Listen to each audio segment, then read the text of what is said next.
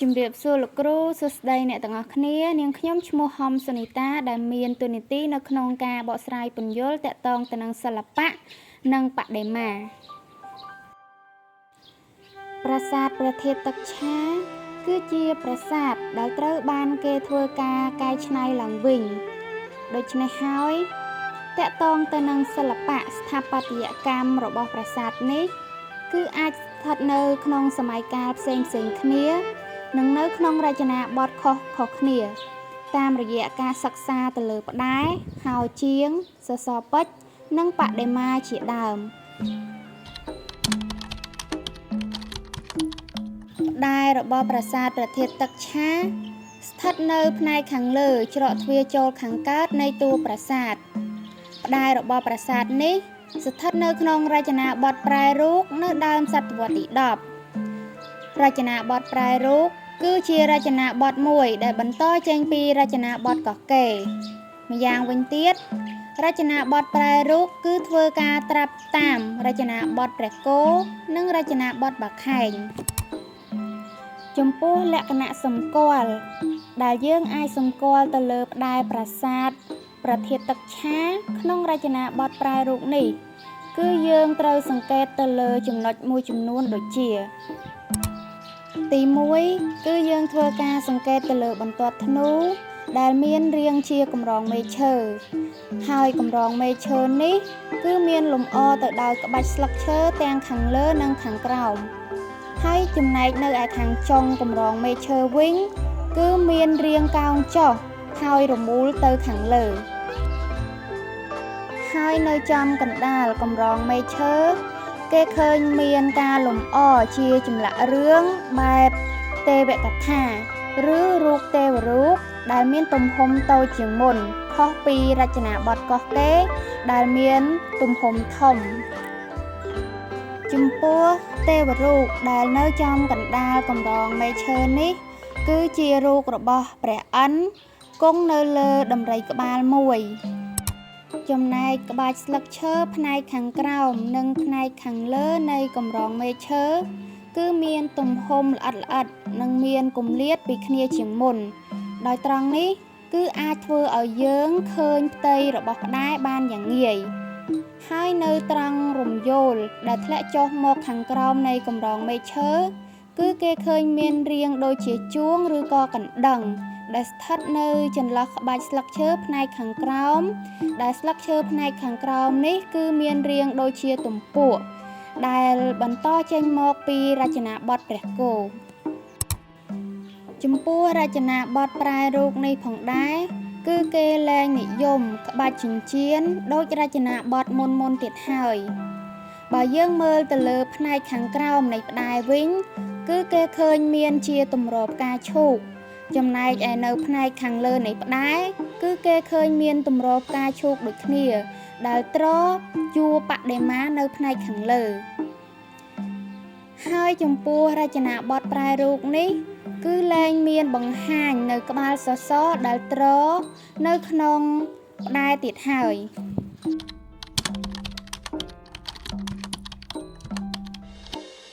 ចំពោះសសរពេជ្ររបស់ប្រាសាទព្រះធាតុទឹកឆា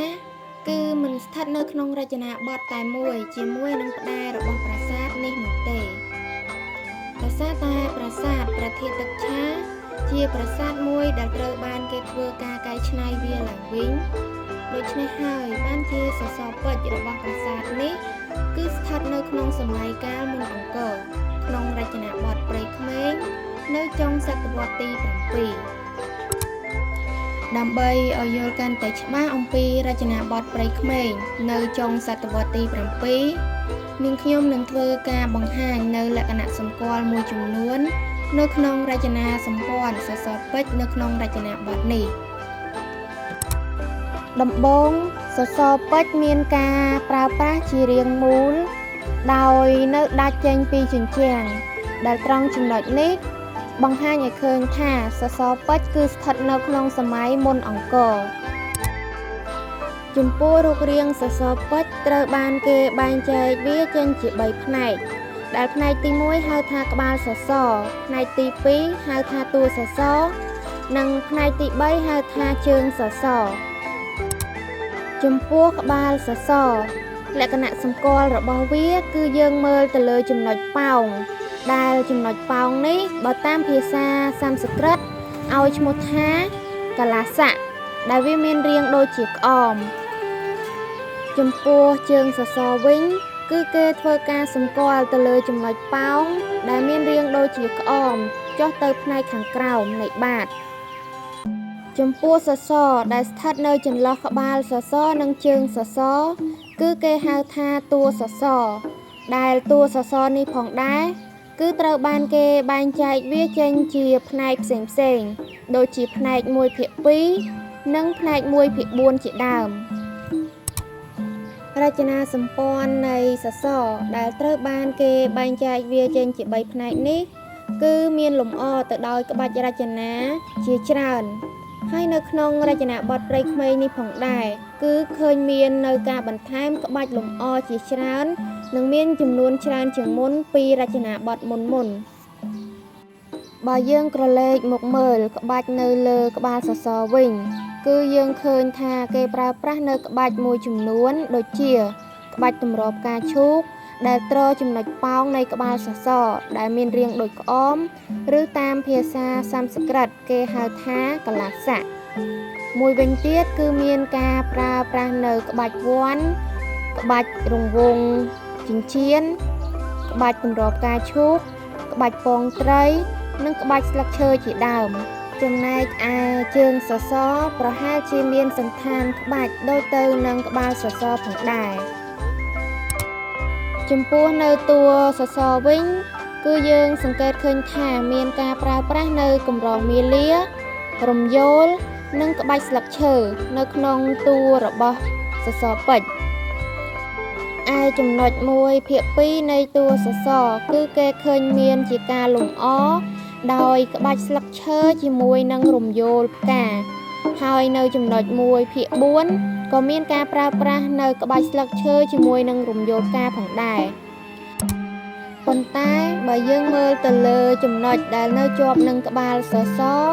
គឺឃើញមានការប្រើប្រាស់នៅកម្រងមាលាដែលមានរាងជាពងត្រីក្រងជាខ្សែនិងរំយោលផ្កា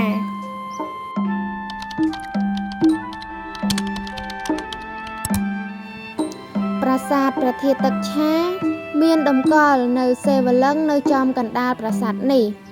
ដែលគេសន្មតនាមថាស្រីភទ្រេស្វរៈនិងមានទេវរូប2អមនៅសងខាងដែលមួយមាននាមថាបរមេស្វរៈនិងមួយទៀតមាននាមថាសរស្វតីហើយនៅក្នុងបរិវេណប្រាសាទនេះគឺមានបង្ហាញឲ្យឃើញនៅទម្រសេវលឹងនិងជើងបដិមាដែលមានការបែកបាក់ស្ថិតនៅក្នុងទីតាំងរបស់ប្រាសាទព្រះធាតុទឹកឆាក្រៅពីសេវលឹងនិងទម្រព្រមទាំងជើងបដិមាដែលបានបាក់បែកនៅក្នុងបរិវេណប្រាសាទនេះក៏នៅមាននៅបដិមាមួយគឺបដិមារបស់ព្រះព្រហ្មមុខ4ប៉ុន្តែសប្តាហ៍ថ្ងៃបដិមាមួយនេះគឺមិនស្ថិតនៅក្នុងប្រទេសកម្ពុជានោះទេគឺស្ថិតនៅក្នុងសារមន្ទីរក្នុងទីក្រុងហូជីមិញប្រទេសវៀតណាមប៉ុន្តែបើយើងក្រឡេកទៅមើលសម្លៀកបំពាក់របស់បដិមាព្រះព្រហ្មមុខ4នេះវិញគឺយើងសង្កេតឃើញថាសម្លៀកបំពាក់និងគិរីតមង្គតរបស់បដិមានេះគឺស្ថិតនៅក្នុងរចនាបថប្រែរូបនៅពាក់កណ្ដាលសតវត្សទី10ដោយសម្ពុតរបស់បដិមាគឺមានជាយសម្ពុតរូបរាងជាផ្លិតនៅចំពីខាងមុខនិងមានជាយសម្ពុតធ្លាក់ចុះមកខាងក្រោមដែលមានរាងជាកន្ទុយត្រីចំនួន2ហើយនៅផ្នែកខាងស្ដាំនៃជើងរបស់បដិមាក៏ឃើញមានជាយសម្ពុតសពនិមិត្តផងដែរចំណែកឯភ្នក់សក់របស់បដិមាវិញគឺគេឃើញមានរាងជាផ្នត់ដូចជាខ្សែពួររុំបន្ទាប់ពីលើគ្នាបើយើងក្រឡេកទៅមើលមកុដគឺមកុដរបស់បដិមាមានលម្អក្បាច់ជាច្រើនដែលមានក្បាច់ពងត្រីបន្ទាប់មកទៀតគឺក្បាច់ផ្កាច័ន្ទហើយនៅពីខាងលើក្បាច់ផ្កាច័ន្ទគឺមានក្បាច់ពងត្រីដដែលហើយនៅពីខាងលើក្បាច់ពងត្រីវិញ គឺគេឃើញមានជាក្បាច់ស្លឹកឈើដែលឆ្លាស់ដោយរំយោន